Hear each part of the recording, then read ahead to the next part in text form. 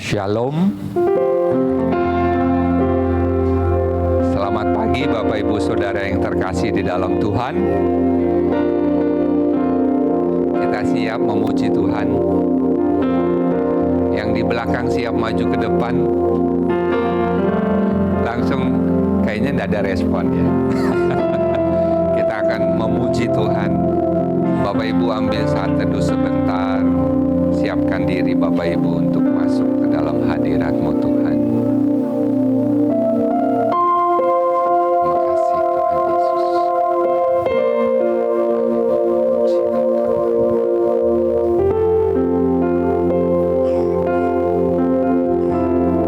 Oke. Ada lagu pujian 263 mengatakan, ada lagu dalam hatiku. Lagu untuk apa, saudara? Tuhan. Karena kita mendengar suara Yesus dan kita mau nyatakan kepada Tuhan. Mari Bapak Ibu, kita bangkit berdiri. Kita nyanyikan lagu ini bersama-sama kepada Tuhan. Karena kita mau katakan, Yesus, Yesus Tuhan, nama yang merdu. Boleh tepuk tangan ya?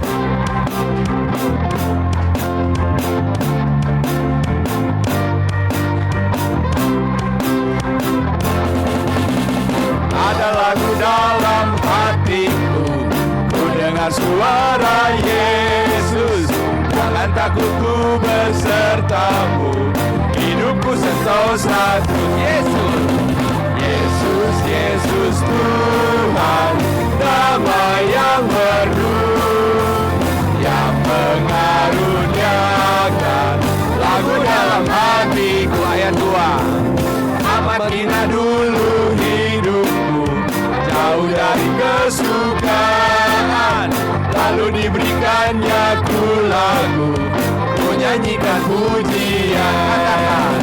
Yesus, Yesus Tuhan, nama yang merdu, yang mengaruniakan lagu dalam hatiku. Yesus, Yesus, Yesus Tuhan, nama yang merdu, yang mengaruniakan lagu dalam hatiku. Musik saja. Yesus Tuhan, nama yang merdu ya. Nanti kita nyanyikan ayat ketiga. Katakan, sekarang ku alami rahmat-Nya.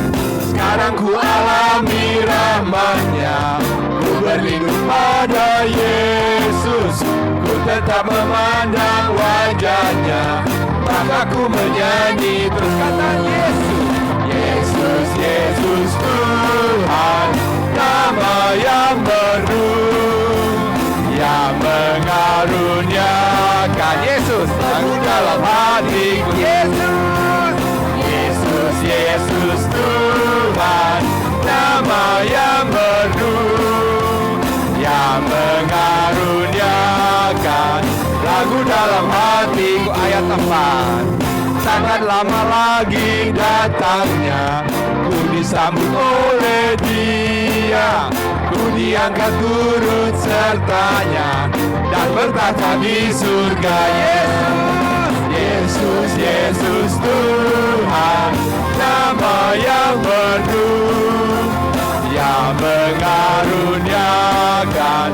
lagu dalam hatiku. Yesus, Yesus, Yesus Tuhan, nama yang merdu, yang mengaruniakan lagu dalam hatiku. Sekali lagi, Yesus, Yesus Tuhan, nama yang merdu, yang mengaruniakan lagu dalam hatiku. Yang mengaruniakan, yang mengaruniakan lagu dalam hatiku. Lagu dalam hatiku, lagu dalam hatiku, lagu dalam hatiku.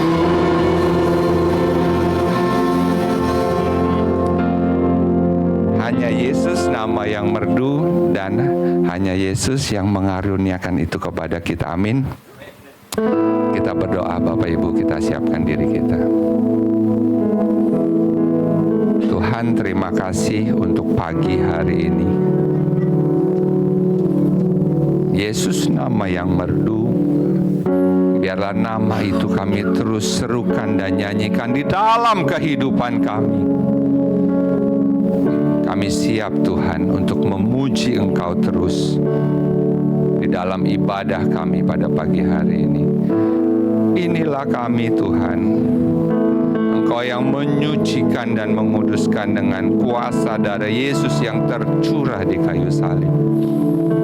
Terima kasih ya Allah, karena Engkau sudah menebus dosa manusia.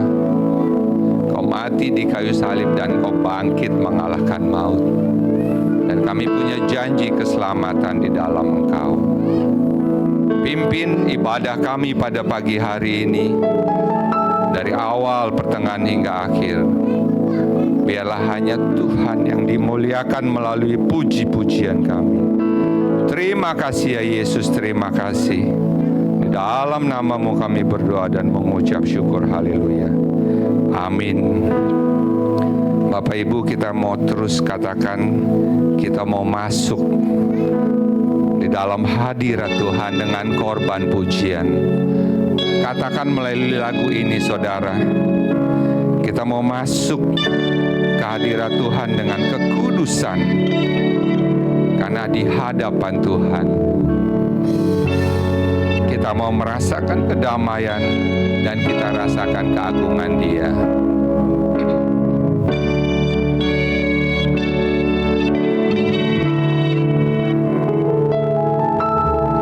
Masuk hadirat-Mu Tuhan dengan korban pujian. Katakan, masuk hadirat-Mu Tuhan. Berhiaskan kekudusan, berhiaskan kekudusan di hadapan hadirat-Mu. Di hadapan hadirat-Mu Tuhan, ku rasakan kedamaian, kedamaian di hadapan hadirat-Mu Tuhan. Ku nampak keagungan, ku nampak keagungan. Katakan, Yesus, ku sembah Kau. Yesus, ku sembah Kau. Sujud di hadapan-Mu, di hadapan-Mu. Keinginan dalam hidupku hanya untuk menyembah-Mu. Kita serukan, masuk dalam hadirat-Mu Tuhan dengan korban pujian.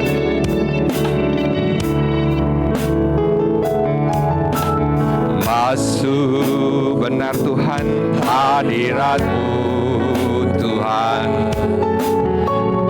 dengan korban pujian. Masuk hadirat-Mu, masuk hadirat-Mu Tuhan. Berhiaskan kekudusan, berhiaskan kekudusan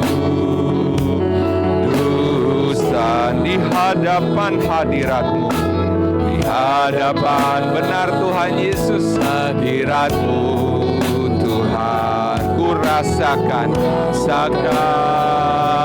kedamaian di hadapan hadirat-Mu Tuhan. Ku nampak keagungan. Katakan kepada Dia,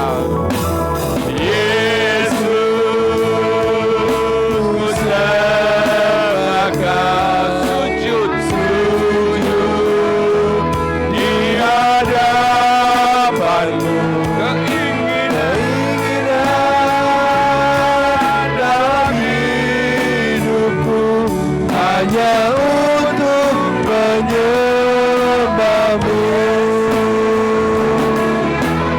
Yesus, ku sembah Kau, sujud di hadapan-Mu. Keinginan dalam hidupku hanya untuk menyembah-Mu. Sekali lagi kita katakan, masuk hadirat-Mu Tuhan. Mari saudara, Masuk hadirat-Mu Tuhan, dengan korban pujian, korban pujian. masuk hadirat-Mu Tuhan, berhiaskan kekudusan di hadapan-Mu, di hadapan hadirat-Mu Tuhan. Ku rasakan kedamaian di hadapan hadirat-Mu Tuhan. Ku tambah keagungan. serukan kepada Tuhan saudara. Yesus, ku sembah Kau, sujud di hadapan-Mu. Keinginan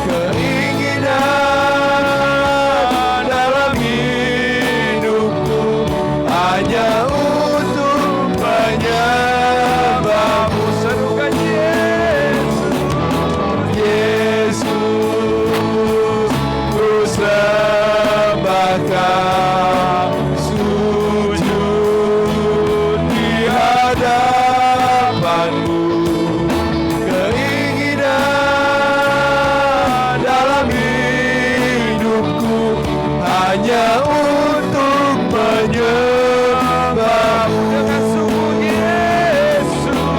Yesus, ku sembah Kau, sujud di hadapan-Mu.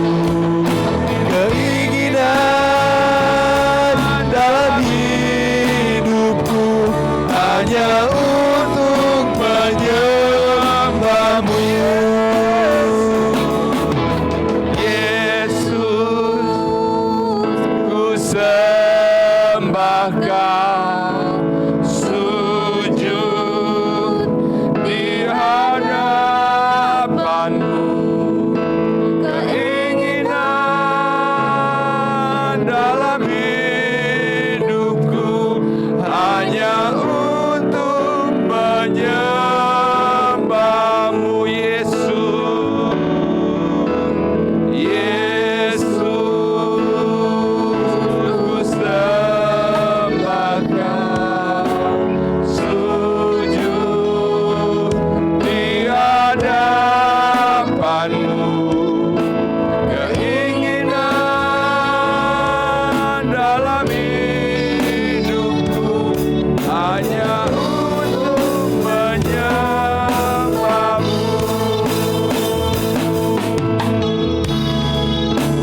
Yesus, ku sembah Engkau. Keinginan kami hanya sujud di hadapan-Mu Tuhan. Kita mau terus serukan kepada Tuhan. Haleluya, haleluya.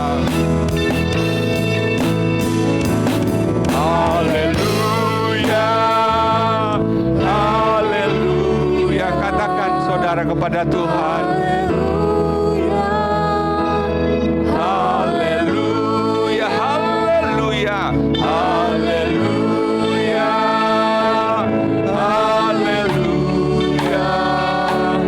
haleluya, haleluya,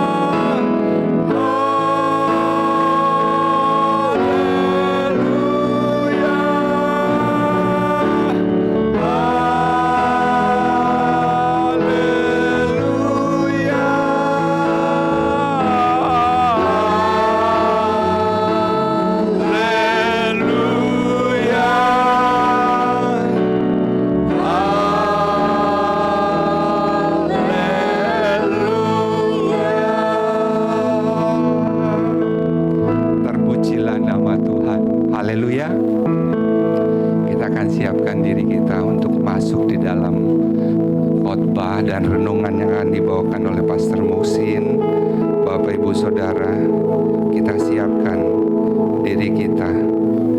Mau katakan, sungguh besar setiamu, nyata di sepanjang hidupku. Darahmu telah layakkan kehidupanku. Kita siapkan diri kita dengan lagu ini, saudara.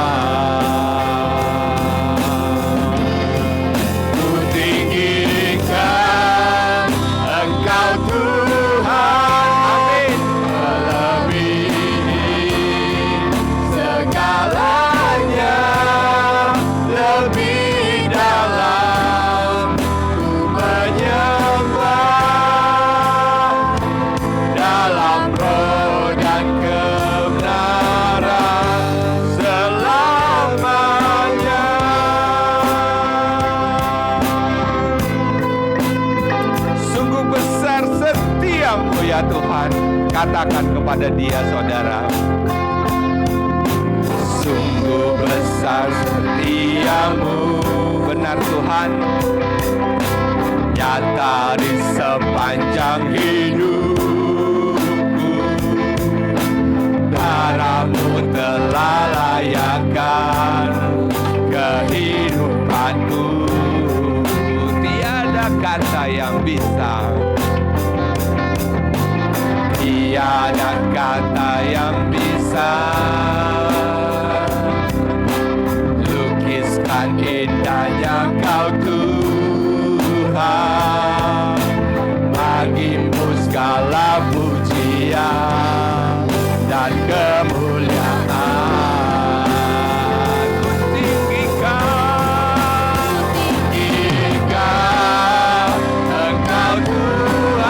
Engkau Tuhan, segalanya lebih dalam. Ku menyembah dalam roh dan kebenaran. Ku tinggikan Engkau Tuhan, melebihi segalanya, lebih dalam. Ku menyembah dalam roh dan kebenaran selamanya. Haleluya. Kita sekali lagi katakan, sungguh besar setiamu Tuhan. Sungguh besar setiamu, katakan kepada Tuhan, nyata di sepanjang hidupku. Darahmu telah layakkan kehidupanku. Amin Tuhan. Tiada kata yang bisa lukiskan indahnya Kau Tuhan. Bagimu segala pujian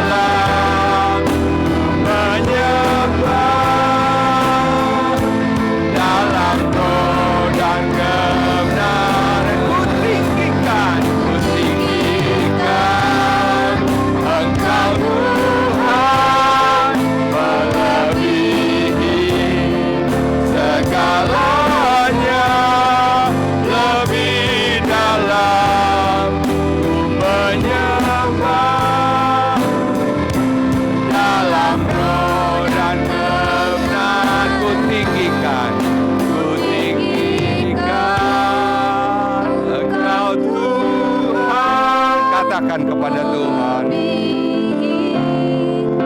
Segalanya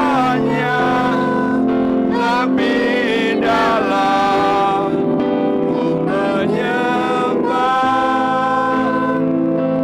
dalam roh dan kebenaran selamanya. Dalam roh dan kebenaran, dalam roh dan kebenaran selamanya.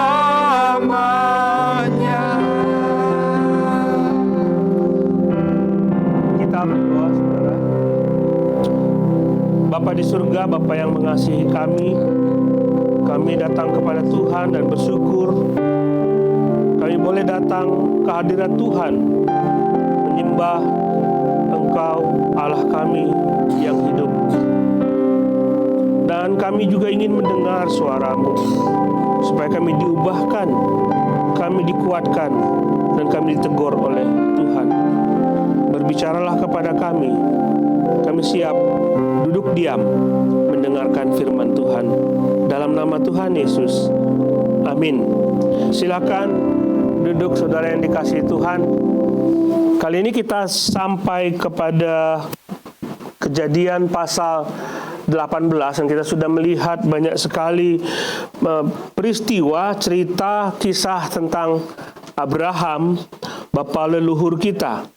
Dan dalam Kejadian pasal 18, ayat yang pertama, Tuhan datang kepada Abraham di sebuah pohon tarbantin di Mamre. Dan pada saat itu dia menceritakan, Tuhan memberitahukan tentang bahwa tahun depan Abraham akan punya anak. Jadi dalam kisah-kisah sebelumnya Tuhan tidak menceritakan waktunya, tapi kali ini Tuhan mengatakan soal waktu kapan realisasi dari janji itu. Kita tidak akan melihat itu, tapi kita akan melihat bagian setelah itu, yaitu ketika Abraham menyampaikan doa syafaat kepada Tuhan. Syafaat itu artinya perantara. Jadi kita memposisikan diri kita seperti orang lain, sebagaimana orang lain, dan kita mendoakan orang itu. Jadi kalau misalnya ada seseorang punya persoalan dan kita memposisikan diri kita seperti orang itu dan sampai kepada Tuhan, Tuhan, temanku punya persoalan, Tuhan tolong dia. Jadi bukan buat diri kita sendiri. Itu doa syafaat Abraham soal Sodom dan Gomora. Nah, bicara mengenai kita berdoa kepada Tuhan, karena tidak mungkin kalau seseorang punya hubungan pribadi. Jadi Abraham dipanggil oleh Tuhan dan dia mengatakan, Abraham, engkau adalah umatku dan aku adalah Allahmu. Kalau sudah seperti itu, pasti ada interaksi antara kita sama Tuhan. Tidak mungkin tidak ada. Mengerti maksud saya?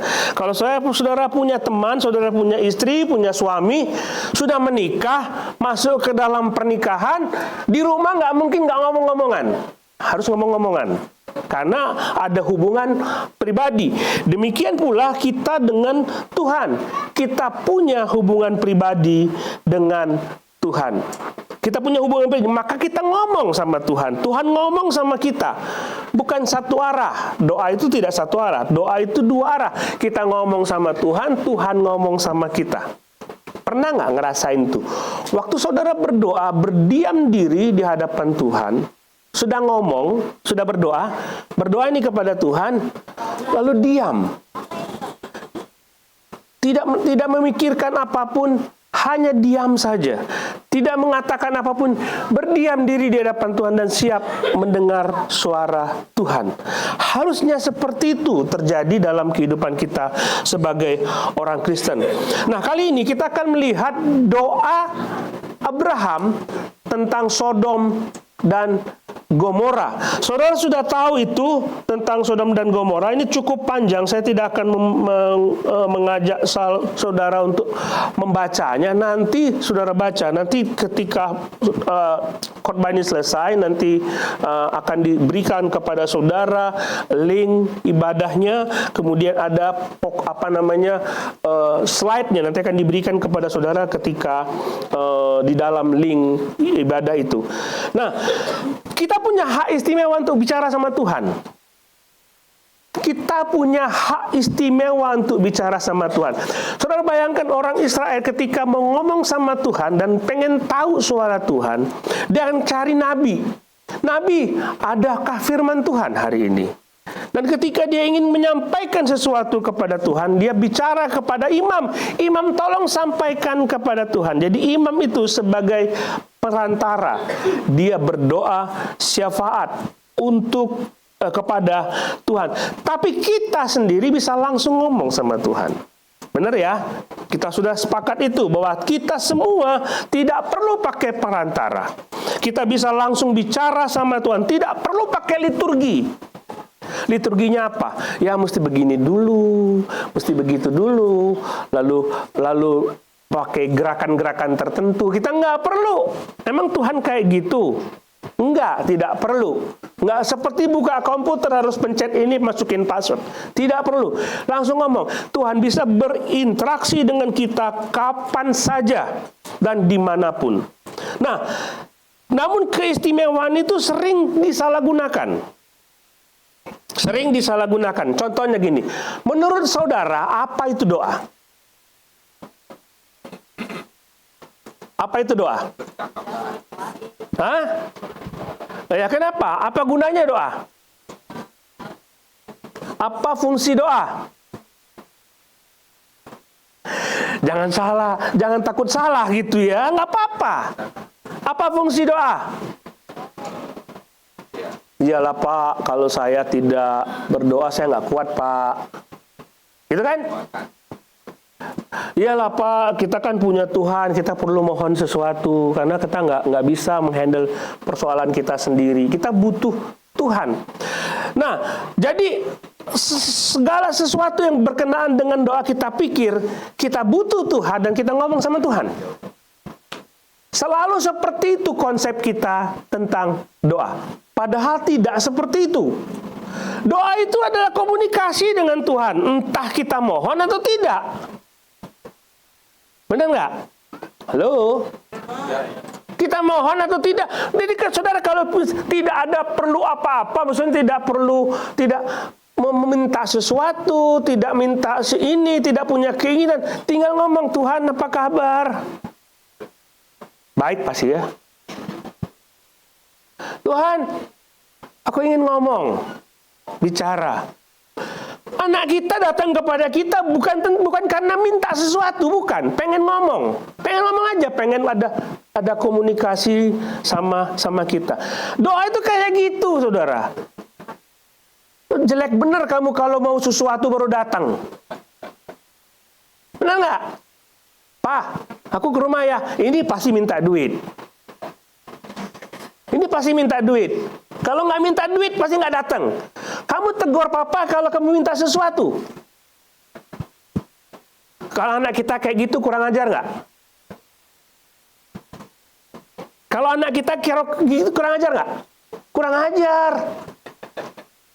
Kurang ajar kan? Jadi, kalau kita kayak gitu ke Tuhan, kita kurang ajar nggak? Jadi bisa saja ngomong, Tuhan hari ini di kantor banyak persoalan. Hari ini terima kasih ada omsetnya naik. Cuma ngomong gitu doang. Bisa nggak? Ya bisa. Jangan kurang ajar sama Tuhan. Kalau perlu baru datang. Gitu ya. Jadi manfaat doa itu adalah sesuatu yang kita bisa ngobrol sama Tuhan, Tuhan ngobrol sama kita. Bukan satu arah, dua arah. Seperti saudara mengangkat telepon, saudara bunyi telepon, saudara nggak ngomong sendiri, saudara berharap di ujung sana juga ngomong kepada saudara.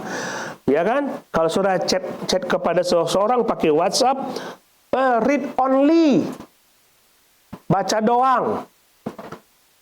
Gitu kan? Kita ingin supaya Tuhan ngomong kepada kita. Jadi sebagian besar orang Kristen menggunakan doa sebagai alat untuk dapat sesuatu dari Tuhan. supaya kita menerima sesuatu, supaya Tuhan mengabulkan permohonan doa kita, itu keliru. Saudara bisa tanya kepada Tuhan, Tuhan mau apa buat aku? Pernah nggak tanya begitu? Tuhan, Engkau mau aku melakukan apapun. Nah, kalau kita lihat tentang Abraham ini, kalau kita melihat di dalam Kejadian pasal 18 ini, ada 3 orang datang kepada Abraham di bawah pohon terbantin di Mamre. Saya tuh cek ya, pohon itu kayak apa gitu ya.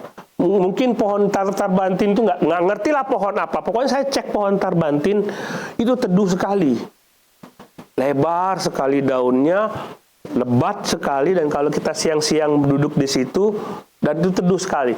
3 orang datang kepada Tuhan. Kalau saudara lihat dalam ayat 1, Kejadian pasal 18 ayat 1, kemudian Tuhan menampakkan diri kepada Abraham di dekat pohon terbantin di Mamre. Waktu Abraham mengangkat mukanya, dia melihat ada 3 orang. Tapi ayat 1 mengatakan ketika Tuhan menampakkan diri. Artinya dari ketiga itu ada Tuhan.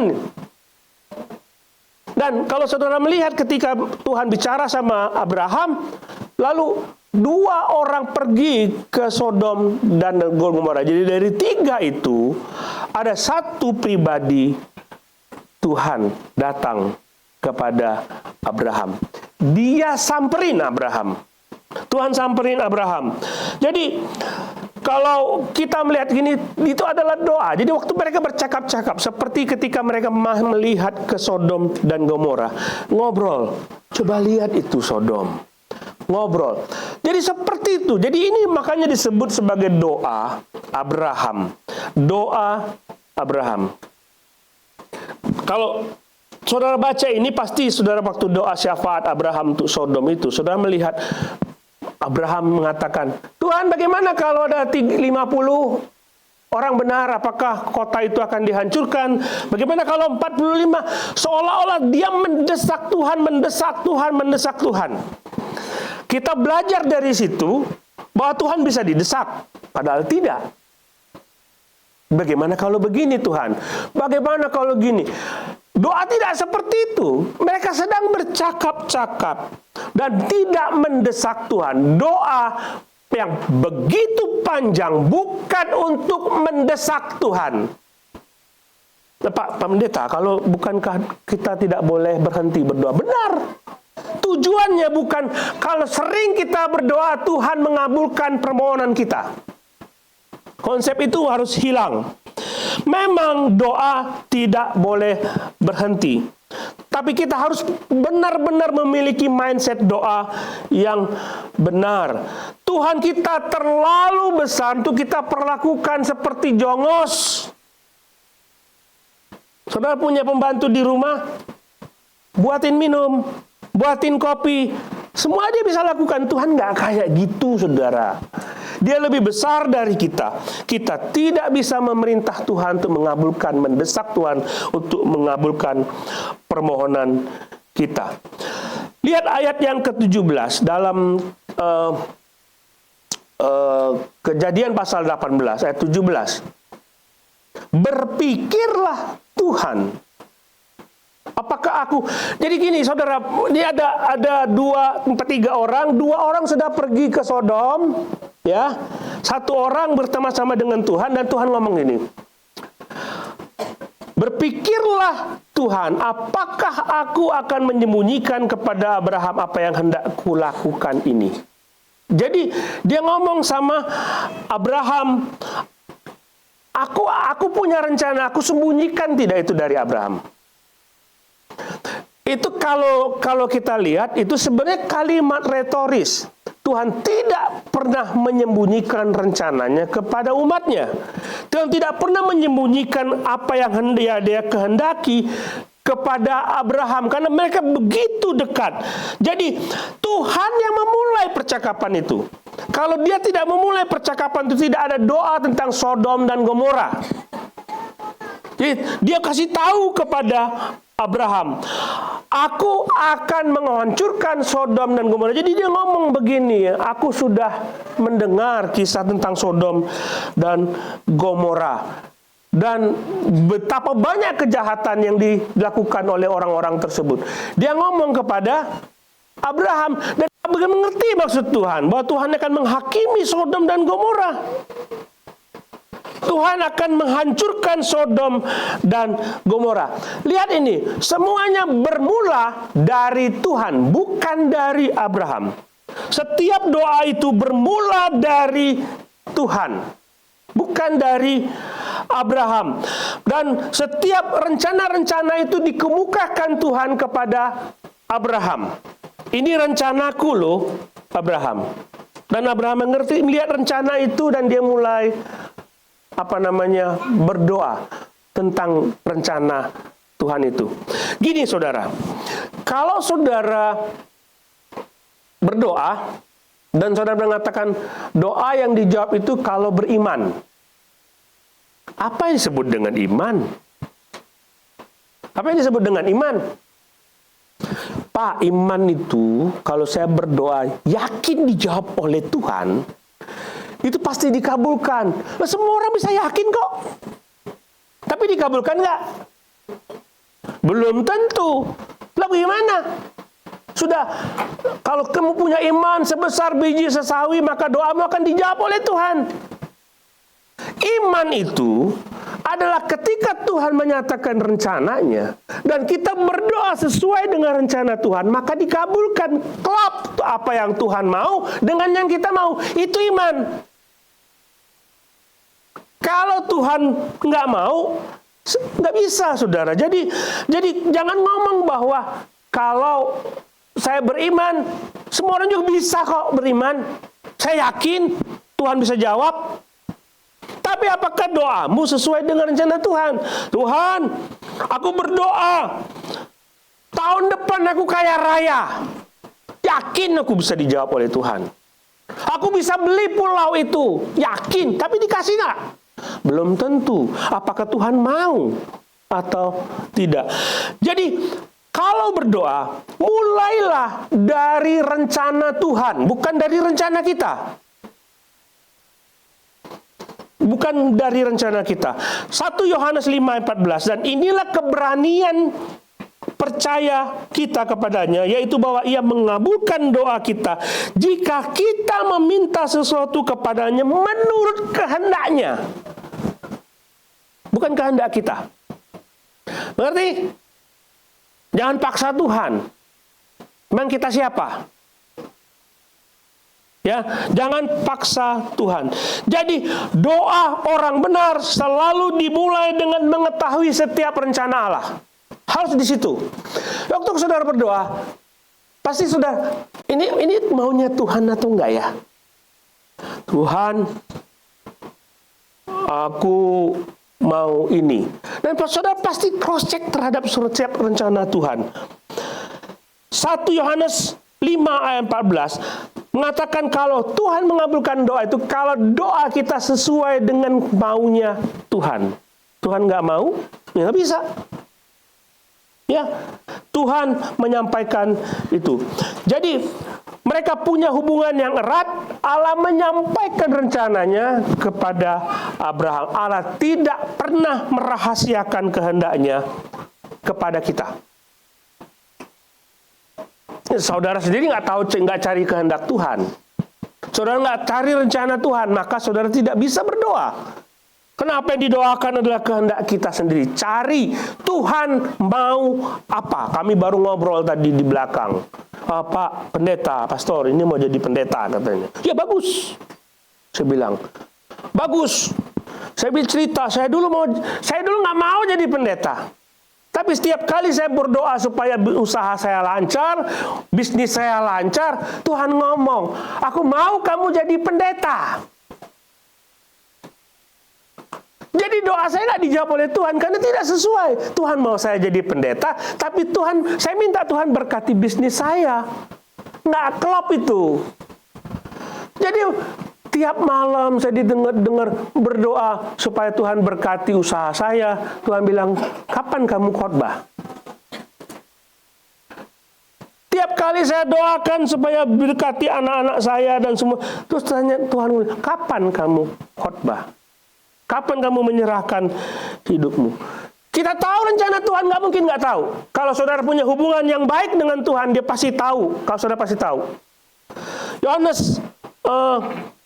Yohanes 15 ayat 15, aku tidak menyebut kamu lagi hamba, sebab hamba tidak tahu apa yang diperbuat oleh tuannya. Tetapi aku menyebut kamu sahabat, karena aku telah memberitahukan kepada kamu segala sesuatu yang ku dengar kepada Bapa. Benar nggak? Kamu bukan hamba lagi, bukan budak lagi, karena kamu punya relasi bersama dengan Tuhan, dan Tuhan tahu kalau kamu adalah anakku, kamu tahu apa yang harus dikehendaki oleh Bapa. Cari nggak itu? Tuhan mau apa? Jadi doa adalah kita tahu rencana Tuhan. Sama kita jawab. Kalau cuma iman doang, semua orang bisa beriman. Apa kurang imannya Rasul Paulus? Ketika dia punya duri dalam daging, dan dia berdoa kepada Tuhan, Tuhan, cabutlah duri itu. Dia percaya Tuhan bisa cabut itu duri. Tapi dia tidak. Tuhan tidak mengatakan, cukup kasih karuniaku kepadamu. Cukup kasih, nanti kita akan lihat lagi. Cukup kasih, Paulus itu beriman. Tapi Tuhan tidak jawab. Karena permintaannya tidak sesuai dengan rencana Tuhan. Ya, jadi saudara pikir ya, kalau doa kita tidak dijawab oleh Tuhan, pikirlah bahwa belum tentu Tuhan mau itu. Ada sesuatu yang lain yang Tuhan mau, yang memuliakan namanya. Setiap kali doa itu dijawab, dia dimuliakan. Dia dimuliakan. Satu kali, Lazarus ya, sakit keras, dan Maria kirim pesan kepada Yesus untuk datang, supaya bisa disembuhkan. Yesus datang nggak? Yesus tidak jawab itu doanya. Yesus tidak jawab apa yang menjadi keinginan. Nanti dia diam-diam Yesus. Tetapi yang menjadi persoalan adalah kita Tuhan kok nggak jawab doa kita? Tapi setelah Lazarus mati 4 hari dalam kubur, lalu Tuhan mengatakan Lazarus bangkitlah, dan seketika Lazarus bangkit, Tuhan dimuliakan. Jadi carilah sesuatu saudara yang sesuai dengan rencana Tuhan. Apa Tuhan mau? Tuhan mau apa? Lalu mulailah kita berdoa. Bukan dari kita dulu. Yang menyampaikan proposal itu Tuhan, bukan kita. Ada cerita ini, seorang anak kecil ketemu dengan rokok. Dia rokok masih bagus ini. Dan dia pergi ke tempat yang sempit, dia yang tersembunyi, dan dia merokok, dia tersembunyi dari bapaknya. Terus tiba-tiba bapaknya jalan di taman itu dan ketemu dengan dia langsung sembunyikan itu rokok di belakang. Lalu dia ngomong sama bapaknya, "Pak, nanti sore aku bisa nggak main ke sini?" Bapaknya bilang begini, "Kamu menyampaikan petisi, tapi kamu menyembunyikan sesuatu." Mengerti maksud saya? Kamu menyampaikan petisi permohonan kepada papamu, tapi kamu menyembunyikan sesuatu. Bongkar itu dulu. Karena apa yang kita minta, Tuhan nggak mau. Tidak sesuai dengan rencana Tuhan. Cross check apa yang Tuhan mau. Lalu bagaimana kita tahu kehendak Tuhan? Sebenarnya kita tahu, saudara. Saudara ngerti apa yang baik. Kita saja yang nggak mau taat. Cross check lah hidupmu. Sudah sesuai belum dengan apa yang Tuhan mau? Cross check. Lalu bagaimana caranya supaya kita bisa tahu kehendak Tuhan? Ayat 18. Bukankah sesungguhnya, Tuhan bilang ini, Abraham akan menjadi bangsa yang besar serta berkuasa, dan oleh dia segala bangsa di atas bumi akan mendapatkan berkat. Sebab aku telah memilih dia supaya diperintahkannya kepada anak-anaknya dan kepada keturunannya, supaya tetap hidup menurut jalan yang ditunjukkan Tuhan dengan melakukan kebenaran, keadilan, dan supaya Tuhan memenuhi kepada Abraham apa yang dijanjikannya kepadanya. Saudara, harus dipilih oleh Tuhan. Makanya orang yang tidak punya hubungan dengan Tuhan tidak akan dijawab doanya, tidak akan mengerti apa maunya Tuhan. Lalu disebutkan di situ, supaya diperintahkannya kepada anak-anaknya, kepada keturunannya. Saudara sudah tahu rencana Tuhan, saudara sampaikan itu kepada orang lain. Lihat cara hidup Abraham. Dia berjalan sesuai dengan apa yang Tuhan mau. Dia dipilih oleh Tuhan, dia berjalan sesuai apa yang Tuhan mau. Dia tularkan itu kepada anak-anaknya, dia tularkan kepada orang lain. Kita kayak gitu nggak kira-kira? Kita seperti itu nggak? Kalau saudara seperti itu, maka saudara hidup sesuai dengan rencana Tuhan. Jadi banyak orang Kristen, aku anak Tuhan, aku dipilih oleh Tuhan. Tuhan pasti akan jawab doaku. Tapi hidupmu, coba cross check apakah hidupmu sesuai dengan apa yang Tuhan mau. Hidup tak bercela, hidup tak bercacat. Sudah tahu apa yang Tuhan mau, tapi tidak hidup sesuai dengan apa yang Tuhan mau. Bagaimana saudara tahu kehendak Tuhan dalam hidupmu? Sebenarnya sudah tahu sebenarnya apa yang baik, apa yang benar. Saudara sudah tahu, tapi tidak hidup dengan seperti itu, maka saudara tidak akan dijawab doamu. Apapun, seperti orang tadi, kamu minta sesuatu kepada papamu, tapi kesalahanmu kamu sembunyikan, kamu tidak akui. Gimana aku bisa jawab doamu? Mengerti? Hiduplah sesuai dengan apa yang Tuhan mau. Coba perhatikan doa Abraham. Menurut saudara, kenapa dia sampai tawar-menawar kepada Tuhan? Abraham datang, ayat 23, mendekat dan berkata, apakah engkau melenyapkan orang benar bersama dengan orang fasik? Bagaimana sekiranya ada 50 orang benar dalam kota itu? Apakah engkau akan melenyapkan tempat itu? Dan tidakkah engkau mengampuni yang karena ke-50 orang benar di dalamnya? Dia seperti tawar-menawar kepada Tuhan. Kita kayak gitu nggak? Nawar-nawar Tuhan. Ada membuat ilustrasi. Doa Abraham ini seperti kita ke pasar, kita mau beli sesuatu, kita tawar-menawar kepada pedagang. Tapi begini saudara, waktu kita beli sesuatu di pasar, katakanlah kita beli daging. Kita tawar-menawar sama pedagang daging itu. Dan klop harganya, oke, turun segini, nah kita cocok harganya. Kita kasih dia uang, tapi dia kasih kita daging. Sama Tuhan, waktu Tuhan kabulkan doa kita, apa tawaran kita kepada Tuhan? Ayo, Tuhan tolong ini ya. Kita nggak nawar apapun, kita tidak memberikan sesuatu kepada Tuhan.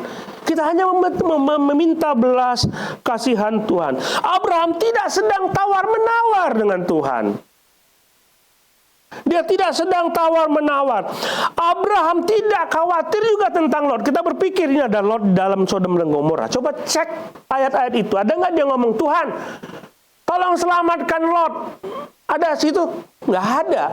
Dia tidak mendoakan Lot, dia tidak mendoakan keluarga Lot, tapi dia khawatir tentang Sodom dan Gomora. Tuhan, kalau ada 50 orang benar di 2 kota itu, masa semuanya harus hancur? Itu dia pikirkan. Masa di dalam ini ada orang benar 1, masa semuanya harus menderita? Jadi dia punya belas kasihan terhadap Sodom dan Gomora. Jadi dia pengen supaya semua Sodom diberi kesempatan. Dia tahu Sodom itu dan Gomora itu jahat. Nggak mungkin dia nggak tahu. Dia tahu, tapi dia pengen, berilah kesempatan lagi kepada Sodom dan Gomora supaya mereka bertobat. Ia tidak berdoa supaya Lot diselamatkan. Dia berdoa untuk orang jahat itu, supaya diberi kesempatan untuk diselamatkan. Coba lihat doa Abraham. Dia tidak ada urusannya dengan dua kota ini. Dua kota itu hancur bagi dia, nggak ada masalah. Kalau dia melihat dua kota itu hancur, nggak ada masalah bagi Abraham. Aku tetap hidup kok. Tapi dia peduli terhadap kota itu. Inilah beda doa orang benar dan orang tidak benar. Doa orang tidak benar, jahat, hancurkan Tuhan. Benar nggak? Kalau orang benar, dia jahat, dia berdosa, aku doakan dia supaya dia diberkati. Begitu kan firman Tuhan, berdoalah bagi mereka yang menganiaya kamu. Kamu ditampar pipi kiri, kasih pipi. Berat, saudara. Nggak ada hubungannya dengan Sodom dan Gomora. Coba pikirkan orang-orang yang menyakiti saudara. Apakah saudara berdoa buat dia? Orang jahat kepada saudara-saudara berdoa, apakah dia diberkati? Tuhan tolong berkati dia. Dia bersalah, Tuhan ampuni dia. Atau kita ngomong, Tuhan kutuklah dia. Ini bedanya orang jahat sama orang benar. Kalau saudara orang benar, Tuhan berkati. Kan sesuai dengan firman Tuhan, benar gak? Sesuai dengan firman Tuhan. Bagi Tuhan, Niniwe itu layak dihancurkan. Tapi Tuhan mengasihi Niniwe. Betapa sakit hatinya Tuhan ketika Niniwe tidak tahu membedakan kiri dan kanan. Betapa sakit hatinya Tuhan sehingga dia memberikan contoh tentang Hosea yang menikahi Gomer, tapi Gomer terus-menerus melakukan perzinahan, tapi tetap diampuni. Betapa sakitnya hatinya Tuhan. Tapi Tuhan tetap memberikan kesempatan. Doain. Coba pikirkan tempat kita. Indonesia. Bintaro. Saudara tinggal di lingkungan yang menurut saudara ini nggak benar ini. Ini nggak benar. Orang-orang ini jahat menurut saudara. Lebih baik Tuhan itu hancurkan semua pikiran kita. Tapi apakah kita mendoakan orang-orang yang tidak taat kepada Tuhan, tidak tahu kiri dan kanan, tidak tahu tentang keselamatan? Apakah saudara mendoakan keselamatan mereka? Bukan kebetulan saudara tinggal di Indonesia. Saudara minoritas. Tujuannya supaya saudara melihat ada ketidakadilan dan saudara mendoakan mereka. Saudara ketemu dengan orang-orang di sekitar saudara dan dia jahat, doakan supaya mereka pun mendapatkan keselamatan. Doakan negara ini, doakan kota ini, doakan bangsa ini. Doakan kalau ada ketidakadilan, saudara doakan. Doakan kalau ada penolakan terhadap juru selamat, saudara doakan supaya mereka terima juru selamat. Orang benar akan mendoakan keselamatan dan berkat bagi orang lain, sekalipun dia berbuat jahat kepada kita.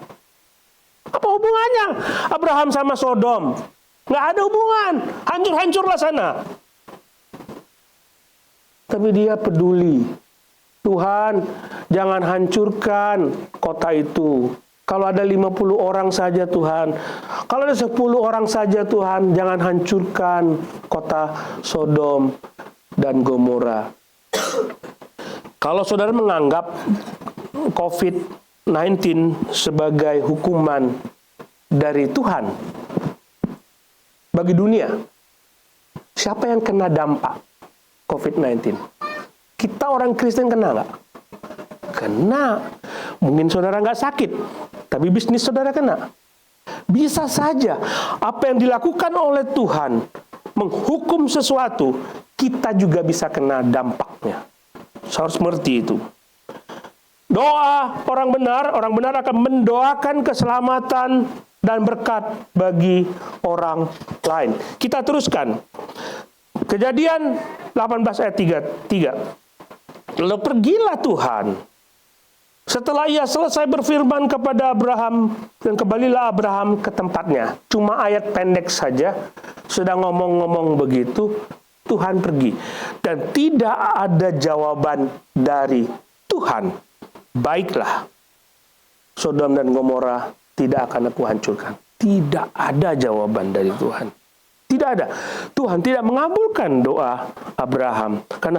Karena kita lihat ayat-ayat berikutnya, Sodom dan Gomora tetap dihancurkan. Doa panjangnya doa Abraham tidak berpengaruh. Dan tetap pada rencana Tuhan, Sodom dan Gomora harus hancur. Sekalipun kita orang benar, belum tentu doa kita dijawab oleh Tuhan. Karena tidak sesuai dengan apa yang Tuhan mau. Tidak setiap doa dikabulkan. Harus sesuai dengan rencana Tuhan. Pada waktu dia berdoa tentang Sodom dan Gomora, apa yang hendak dicapai oleh Abraham? Dia coba mengubah Tuhan. Siapa tahu Tuhan berubah sikap. Tapi kali ini bukan Tuhan yang berubah, tapi Abraham yang berubah. Doa kita seharusnya bukan mengubah Tuhan, tapi mengubah kita terhadap Tuhan. Kita berdoa bukan supaya Tuhan berubah pikiran. Kita berdoa supaya kita yang berubah, bukan Tuhan. Jadi ini rencana Tuhan, ini kehendak Tuhan. Lalu kita berdoa kepada Tuhan. Kita menyesuaikan diri dengan rencana Tuhan. Abraham berpikir seperti itu. Dan dia belajar bahwa Allah itu adil. Dia belajar bahwa Allah itu akan menghukum orang-orang yang berdosa. Dia tahu itu, bahwa dosa pasti dihukum oleh Tuhan. Dia belajar itu. Allah menyatakan keadilannya. Jadi doa bukan alat untuk mengubah kita, mengubah Allah, bukan. Doa adalah alat untuk mengubah kita. Waktu saudara datang kepada Tuhan, saudara yang dirubah oleh Tuhan. Contoh saudara, Tuhan, bagaimana ini? Bisnisku lagi kacau, proyekku tidak jalan. Sementara kebutuhan hidup meningkat. Waktu saudara berdoa begitu, Tuhan ngomong, ingatlah, jangan kamu khawatir akan apapun juga. Serahkanlah segala kekhawatiranmu kepada Tuhan. Kita diubah untuk tidak khawatir. Bukan Tuhannya mengabulkan permohonan kita supaya melalui bisnis yang lancar, uang yang banyak, kita tidak khawatir. Tapi Tuhan mengubah kita. Berapapun uang yang ada padamu, hancur atau tidak hancur bisnismu, kamu tetap happy dan berbahagia bersama dengan Tuhan. Kamu tidak khawatir. Itu yang Tuhan ingin ubah. Kita yang dia ingin ubah. Saudara berdoa, Tuhan kayaknya dia cantik deh. Dia ganteng deh. Aku suka dengan dia. Aku jatuh cinta nih sama dia. Lalu saudara ingat firman Tuhan, jangan menjadi pasangan yang tidak seiman. Mindset kita yang diubah oleh Tuhan. Mindset kita yang diubah oleh Tuhan, bukannya Tuhan. Kita harus selaras dengan apa yang Tuhan mau. Doanya seperti itu. Abraham tidak mengubah Allah, tapi dengan doa itu Abrahamlah yang berubah. Saudara lihat kembali, lihat Yunus, diutus Tuhan pergi ke Niniwe, kota yang jahat itu. Yunus segan, itu jahat, harus dihukum. Beda sama Sodom. Kalau dia belajar dari Sodom, Tuhan kayak Sodom dulu, hancurin aja. Tapi di sisi lain, kisah Yunus bukanlah kisah hanya tentang kasih Allah kepada bangsa lain. Tapi kisah Yunus adalah kasih di mana Tuhan mengubah Yunus. Yunus, engkau harus belajar mengasihi orang lain. Yunus berubah. Harusnya seperti itu. Dia masuk perut ikan bukan hanya karena dia tidak taat kepada Tuhan, bukan karena dia benci Niniwe, tapi hatinya memang sudah nggak mengasihi bangsa lain. Yunus diubah. Ini mindset kita terhadap doa. Jangan datang kepada Tuhan lalu berani, Tuhan, ini, amin. Datanglah dengan kerendahan hati. Sebenarnya nggak layak kita datang kepada Dia. Siapa kita? Kata pemazmur, seperti butiran debu. Nggak ada apa-apa. Nggak ada apa-apanya. Siapakah aku ini sehingga Engkau mengingatnya? Tapi kita berani, Tuhan, ini. Datang kepada Tuhan. Tuhan, apa rencanamu? Apa yang Tuhan mau? Apa yang Tuhan mau? Selaraskan apa yang menjadi keinginan saudara. Mengenai doa syafaat, saudara. Ini doa syafaat ini. Kita itu tidak punya, kalau kita pikir, apa untungnya mendoakan orang lain? Apa untungnya? Nggak ada untung. Aku doa kebutuhanku sendiri banyak, ngapain aku doain orang lain? Tapi Tuhan mengajar kepada kita untuk memikirkan orang lain akan kebutuhan-kebutuhan mereka, akan pergumulan-pergumulan mereka, sehingga saudara berdoa untuk dia. Mulailah belajar mendoakan orang lain. Saya waktu menyiapkan ini, saya ingat ada kartu pokok doa. Mana masih ada nggak di depan itu? Saudara, ingat nggak saudara berpuasa hari apa dan mendoakannya kapan? Mulai ambil itu dan mulai doakan. Itu bukan buat saudara. Jangan egois. Aku mendoakan punyaku sendiri. Begitu saudara mengambil itu dan mendoakan, yang mendoakan saudara banyak. Kalau saya tidak cerita kepada orang lain, saya tidak mau didoakan oleh orang lain, saudara berdoa sendiri. Tapi begitu semua saling mendoakan satu sama lain, semua pasti akan banyak yang mendoakan. Mindset kita terhadap doa mulai berubah. Mulai datang kepada Tuhan dengan ketertundukan. Dan diam. Jadi begini sudah, diam. Tuhan mau apa sih? Nggak ngomong-ngomong apa-apa, Tuhan mau apa sih? Kemudian ayat-ayat firman Tuhan muncul dalam pikiran kita. Di-retrieve kembali, diingat kembali. Diam. Lalu sudah seperti itu, saudara berdoa untuk itu. Walaupun saudara berdoa untuk kebutuhan saudara sendiri. Waktu saudara berdoa untuk kebutuhan sendiri, saudara juga diubah. Karena saudara tidak khawatir lagi, karena sudah menyampaikan semua permohonan kepada Tuhan. Nanti pulang, saudara, mulai malam, mulailah mendoakan satu sama lain.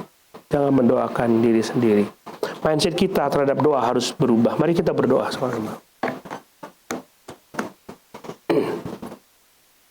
Bapa di surga, kami bersyukur untuk firman-Mu pagi ini. Kami tahu bahwa kami tidak boleh memperalat Tuhan. Engkau yang berdoa atas kami, bukan kami yang berdoa atas Engkau. Sehingga kami biarlah datang dengan ketakutan kepada Tuhan, dengan memohon permohonan-permohonan sesuai dengan apa yang Engkau mau. Berkati kami, Bapa, kalau kehidupan doa kami sudah mulai melenceng dan tidak benar, biarlah kami menghidupkannya kembali. Kami bersyukur, berdoa dalam nama Tuhan Yesus. Amin.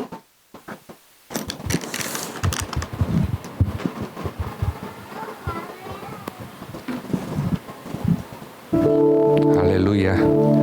Kita akan meresponi firman Tuhan dengan pujian sangat indah. Ku berhadapan denganmu, dan kita mau katakan hadirat-Mu Tuhan. Kita rasakan dan kekudusan-Mu Bapa. Kita mau rindu selalu diam dalam bait Tuhan dan menikmati anugerah-Nya.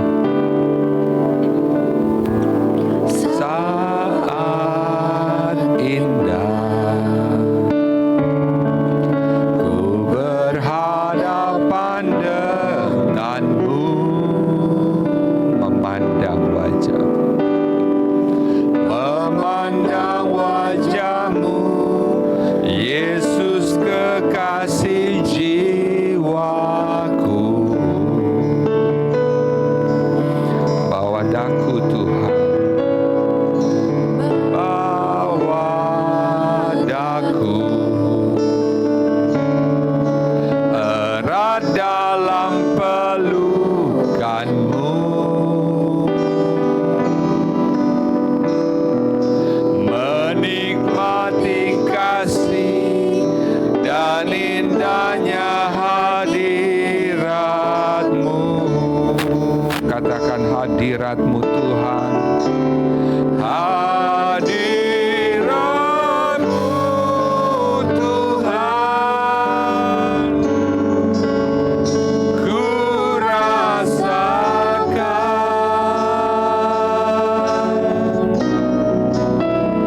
kekudusan-Mu Bapa,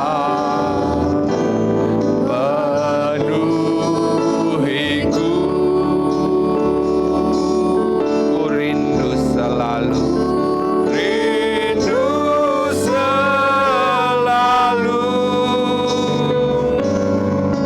diam dalam bait-Mu,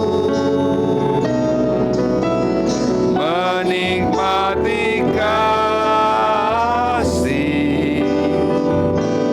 anugerah-Mu. Kita bangkit berdiri, kita katakan melalui lagu pujian ini. Saat indah, benar Tuhan Yesus, ku berhadapan dengan-Mu,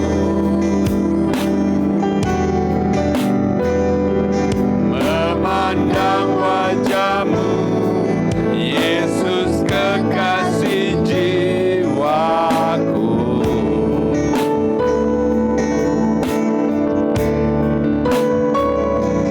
Bawa daku erat dalam pelukan-Mu, menikmati kasih dan indahnya hadirat-Mu. Katakan kepada Tuhan, hadirat-Mu Tuhan, ku rasakan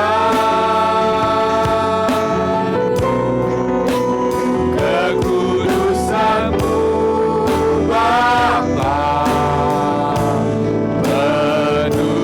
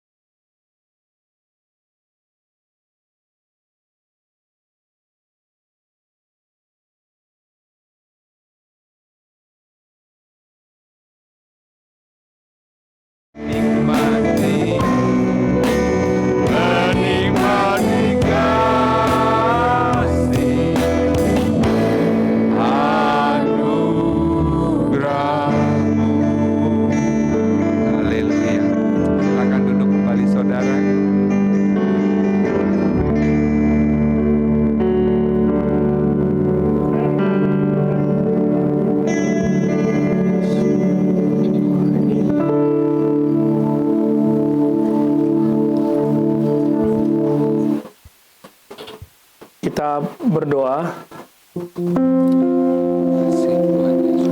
Bapa di surga, terima kasih kami datang kepada Tuhan. Kami ingin memberikan persembahan kami sebagai rasa syukur kami dan rasa penyataan kami bahwa hidup kami bergantung sepenuhnya kepada Tuhan. Kami tidak khawatir, dan karena itu kami memberi dengan sukacita kepada Tuhan. Berkati kami dan biar kami selalu sadar bahwa Engkaulah segala-galanya yang berdaulat untuk memelihara hidup kami. Terimalah persembahan kami. Dalam nama Tuhan kami berdoa. Amin.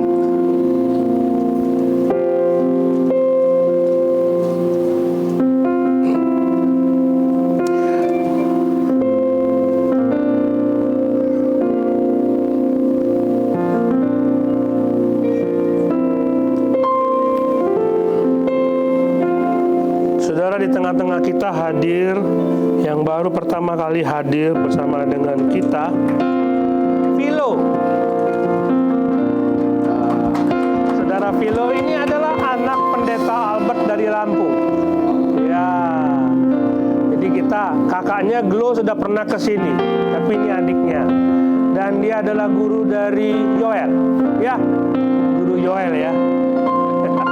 Makanya duduk sama Yoel di belakang. Oke, thank you Philo, datang lagi sini.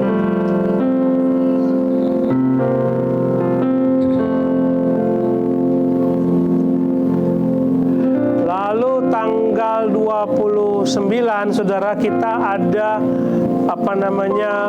seminar parenting. Saudara kalau sudah menikah belum punya anak nggak apa-apa, datang saja. Belum punya anak Pak, nggak apa-apa, datang saja. Jadi prinsip-prinsip membesarkan anak. Ada yang belum daftar yang saya lihat di sini ya, coba daftar saja ya. Masih banyak kosong. Nah, kalau punya teman-teman di luar yang harus saudara merasa harus ikut, daftar saja ya supaya bisa. Nah, jadi kita akan kasih kuota free untuk orang-orang yang berada di luar, tapi terbatas. Jadi silakan saudara mendorong teman-teman di luar gereja untuk hadir mengikuti seminar parenting. Kemudian tanggal 30 Agustus hari Minggu, anak-anak akan ada aktivitas merayakan ulang tahun kemerdekaan. Benar gitu ya? Silakan anak-anak bisa hadir tanggal 30 Agustus. Benar ya? Mana guru sekalian? Benar Imah? Benar. Jadi tanggal 9 jam 9. Oh, ini dia ini. Sekali merdeka tetap merdeka. Silakan anak-anak untuk dibawa. Kemudian saudara, kita ada agenda tahun depan. Agenda pengukuhan Pak Asaf sebagai pendeta muda. Jadi rencananya Pak Asaf dan Pak Billy akan dikukuhkan sebagai pendeta muda tanggal 27 September, hari Minggu sore. Dan saya sudah mengirim surat kepada BPD Jabodetabek dan sudah dibentuk dewan pengukuhan, yaitu Pendeta Raymond dari Gereja Baptis Jatinegara, Pendeta Made Muara Karang, Pendeta Maurits Grogol, dan Pendeta Wahyu Rosipina. Dan mereka akan diperiksa layak tidaknya untuk jadi pendeta. Dia harus periksa ya. Kita doakan dua orang ini, doakan keluarga mereka yang sudah mengambil keputusan untuk menjadi hamba Tuhan sepenuh waktu.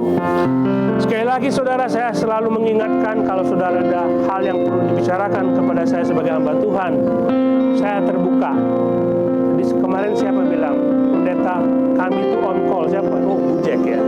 On call, siap, tinggal telepon ya. Jadi open 24 jam. Oke. Mari kita berdiri, kita mengakhiri ibadah kita bersama-sama.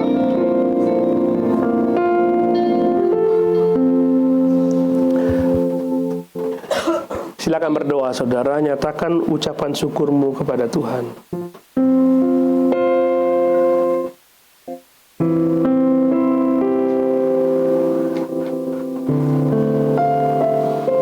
Bapa di surga, kami bersyukur untuk ibadah kami pagi ini. Kami pasti dikuatkan ya Tuhan. Tuhan pasti berbicara kepada kami. Dan dan kami diubahkan oleh Engkau. Berkatilah jemaat-Mu, sehingga mereka bisa pulang dan hidup di dalam kekudusan Tuhan. Allah memberkati mereka. Allah memberkati dan menolong setiap pergumulan-pergumulan mereka. Bapa, terima kasih. Kami berdoa supaya Tuhan memberkati agenda-agenda kami ke depan. Baik itu rencana seminar, acara sekolah minggu, dan pengukuhan pendeta muda. Kami mohon Tuhan menyertai dan memberkati rencana ini. Tuhan menolong. Terima kasih Bapa. Kami berdoa Tuhan menguduskan jemaat-Mu. Jemaat yang dikasih Tuhan, pulanglah. Hiduplah benar di hadapan Tuhan. Janganlah melakukan dosa lagi. Tapi mulai saat ini, biarlah Tuhan mengatur hidupmu.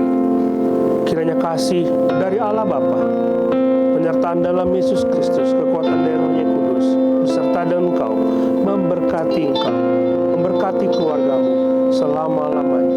Dalam nama Tuhan Yesus. Amin. Terima kasih Yesus.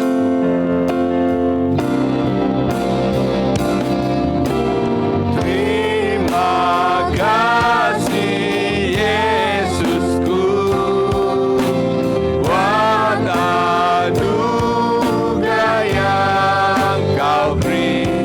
Sebab hari ini Tuhan adakan syukur bagimu. Sekali lagi terima kasih. Terima kasih Yesusku, buat anugerah yang Kau beri. Sebab hari ini Tuhan adakan syukur bagimu. Sebab hari ini Tuhan adakan syukur bagimu.